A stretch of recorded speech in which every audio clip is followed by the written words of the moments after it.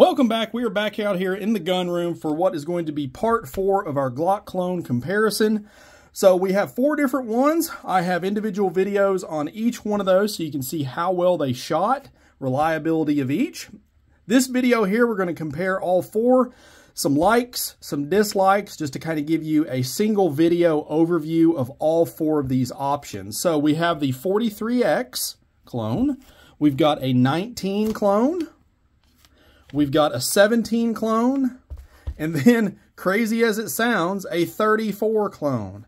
So I guess we should probably start off with what I didn't like the most about, honestly, about all of these, I guess.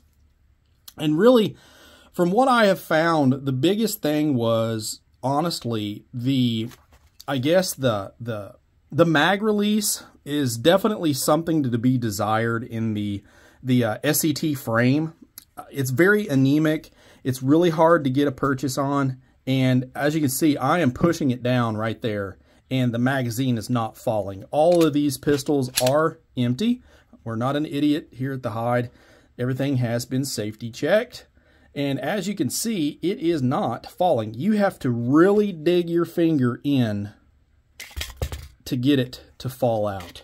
So you can kind of contrast that to our 17 here. Our 17, I installed just an extended factory Glock mag release, and it's just like that, and it pops out. So that is one thing I would highly recommend you upgrade if you get one of these frames. I really wish they would include that. A couple more dollars, on the purchase price could take care of that. Now on this one, I did go ahead and install the extended slide release. I like that too. But overall, that honestly is my only complaint. I can say that as I started to shoot the 43X more, I did start to get a little bit of, I guess it was more just kind of uncomfortable in the hand as far as the texturing on the front of the grip here. Because as you can see, and this one is also clear, no ammo, you can see that it kind of uses bands. It's kind of weird.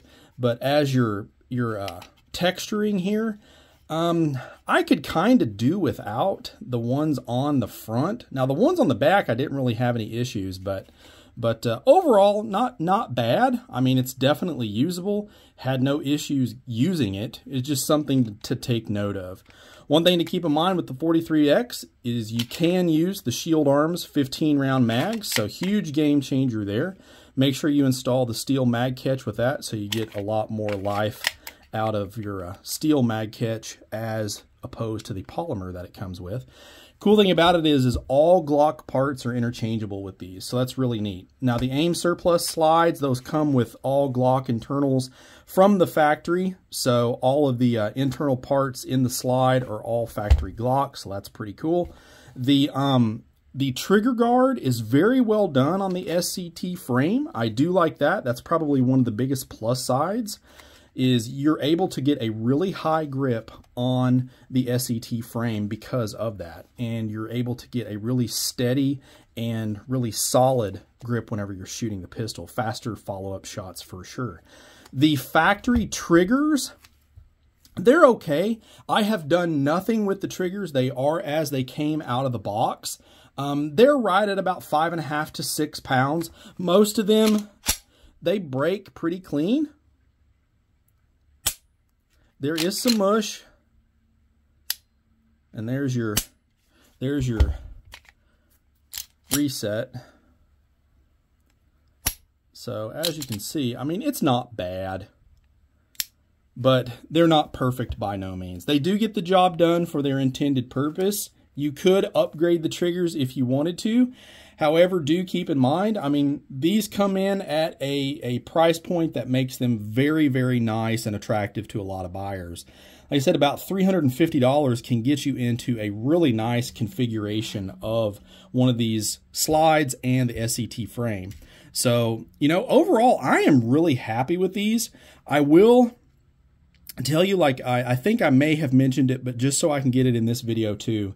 If you do decide to pick one of these up, make sure you give yourself about 100 rounds through the pistols before you totally make your mind up on it, whether you like it or not.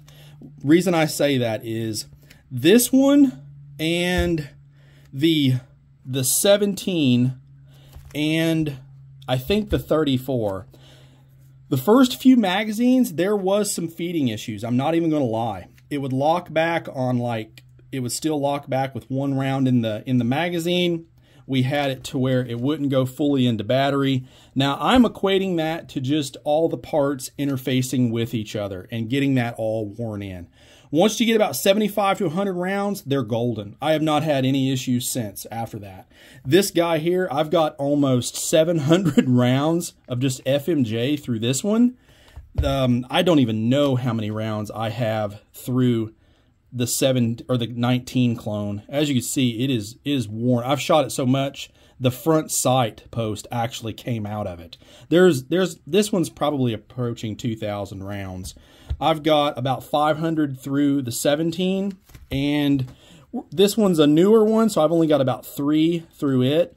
But after about 75 to 100 rounds, they have been absolutely 100%. So just kind of keep that in mind. Standard battery arms magazines, you know, these will take all standard Glock mags. You could use the Magpul mags.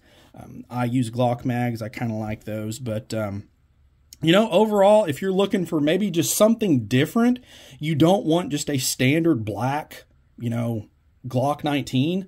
You can get some really cool color configurations. I love the FDE over top of the OD green frame. I think that looks just too cool.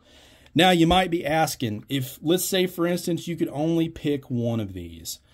That's going to be personal preference for sure, what it is you're actually looking to do with the gun. But I can tell you right now, without a shadow of a doubt, I was kind of leaning towards the 43, but now that I've shot this one, the 34, this one is most definitely my favorite. This thing is an absolute freaking laser beam. And I think I showed it in the review video, but this thing is target crowned with this particular barrel choice here. I mean, it is spot on. As many times as you want to pull that trigger, I mean, you're on target. It is crazy.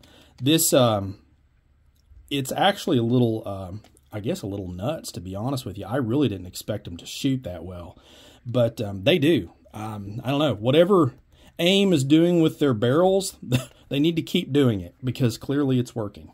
But overall, I think probably the 34 is my favorite. So with that being said, just wanted to kind of finish up this review, just kind of give a few points of interest on each one and let you guys kind of see all of them in one video.